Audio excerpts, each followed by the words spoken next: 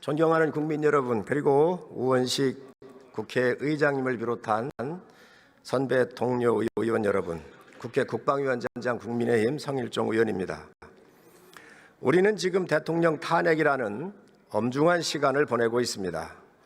탄핵 심판 결과에 대한 파급력을 고려하면 헌법 해석의 최고 기관인 헌재의 재판 절차는 한치의 흠결도 있어서는 안 됩니다. 하지만 이미 대통령 체포 과정에서 누더기 쪽지 공문과 불법 체포영장, 탄핵 공작을 노린 거짓 증언 등 심각한 절차적 흠결이 있었던 것으로 밝혀지고 있습니다. 군사령관과 국정원 2인자의 계엄 당일 증언은 민주당 의원의 유튜브 방송 출연과 국회 국정조사, 검찰, 헌재에서 수시로 바뀌고 있습니다. 민주당 의원과 결탁한 국정원 제2인자는 여당 대표를 체포하라는 내용을 흘려 탄핵 공작의 주인공이 돼버렸습니다. 이를 의식했는지 계엄은 내란이라는 공식을 탄핵으로 이어가려던 야당은 내란 혐의를 슬그머니 버려버렸습니다.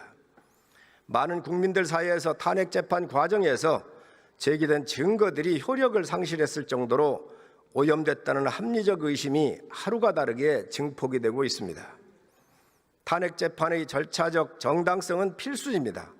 그래야 탄핵 심판 결과에 대해서 국민들이 수긍할 수 있고 사회적 갈등도 최소화할 수 있습니다. 이에 본 의원은 오늘 헌재 재판 과정에서 논란이 되고 있는 탄핵 공작 실체를 국민 여러분들에게 소상히 알려드리려고 합니다. 질의에 앞서서 탄핵 공작 사전 모의 정황에 대해서 보고를 드리겠습니다. 오늘 저는 707 특임단장인 김원태 대령을 공식적으로 불러서 면담을 했습니다.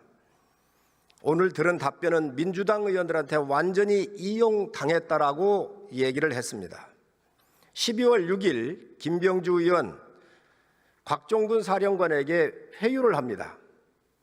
5일 전후 김병주 의원 곽종근 사령관에게 전화를 하여 항의 방문 형식으로 갈 테니 자연스럽게 유병소로 나와라 얘기를 합니다. 김병주 의원이 5일 질문도 미리 불러주며 답변을 미리 준비를 시키고 6일 유튜브에 출연해서 원하는 답변들을 유도를 합니다. 두 번째, 12월 10일 국방위가 정해 시간에 박범계 의원, 곽종근 사령관 회유를 합니다. 이상엽 민주당 전문위원이 먼저 만나고 또 회유를 시작한 후 부승찬 의원, 박범계 의원이 와서 곽종근 사령관을 1시간 30여 분 동안 회유를 합니다.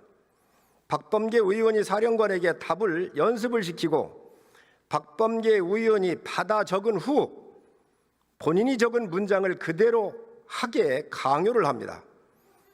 곽 사령관에게 답변을 연습시키며 리허설을 진행을 합니다. 민주당 의원이 김모 변호사를 불러 변호사 조력 등 민주당에서 곽 사령관을 보호해 줄 테니 걱정하지 말라고 회유를 합니다. 박범계 의원이 공익제보자 추천도 해주겠다고 얘기를 합니다. JTBC 방송이 마치 대기한 듯 바로 취재가 들어갑니다.